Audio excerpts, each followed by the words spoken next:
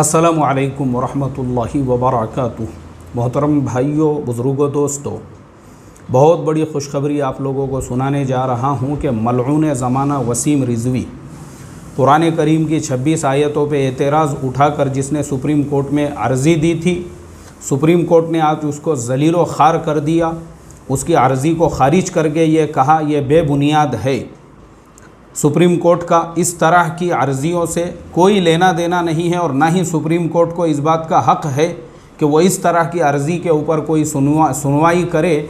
इस बेबुनियाद अर्ज़ी को हम ख़ारिज करते हैं और सुप्रीम कोर्ट का वक्त ज़ाय और बर्बाद करने की वजह से वसीम रिज़वी के ऊपर सुप्रीम कोर्ट ने 50,000 रुपये का जुर्माना भी ठोक कर घर बैठे उसको ज़लील व ख़ार कर दिया है।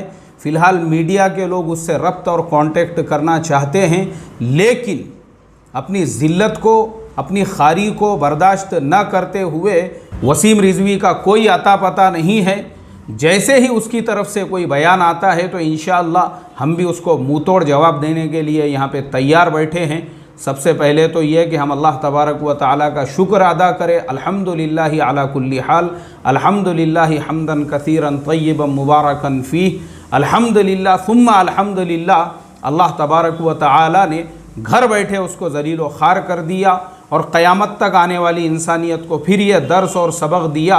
इन्ना नहनु नज़्ज़लना ज़िक्र व इन्ना लहु लहाफ़िज़ून। कुरान करीम अल्लाह तबारक व तआला ने नाजिल फरमाया है और ऐसे करोड़ों वसीम रिज़वी पैदा होकर भी कुरान करीम की आयतों पर एतराज़ करे। इंशाअल्लाह क़यामत तक अल्लाह तबारक व तआला कुरान करीम की हिफाजत फरमाएंगे और उसकी हिफाजत के लिए खुद कभी सुप्रीम कोर्ट को खड़े करेंगे और कभी अल्लाह ताला, जैसे अल्लामा इक़बाल रहमतुल्लाह अलैह ने कहा था कि पासबा मिल गए काबे को सनम खाने से, तो पूरी दुनिया के लिए ये ज़िंदा मिसाल है। जैसे कुरान में फरमाया इन्ना नहनु नज़्ज़लना ज़िक्र व इन्ना लहु लहाफ़िज़ून। हमने इस कुरान करीम को नाजिल फरमाया है और क़यामत तक हम इसकी हिफाजत करेंगे और अल्लाह करेंगे।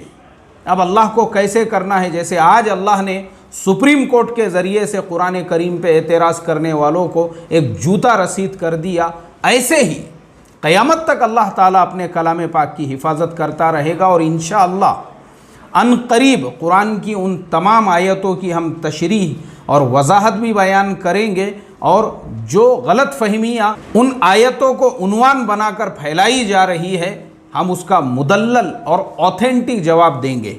अस्सलामु अलैकुम वरहमतुल्लाहि वबरकातुहू।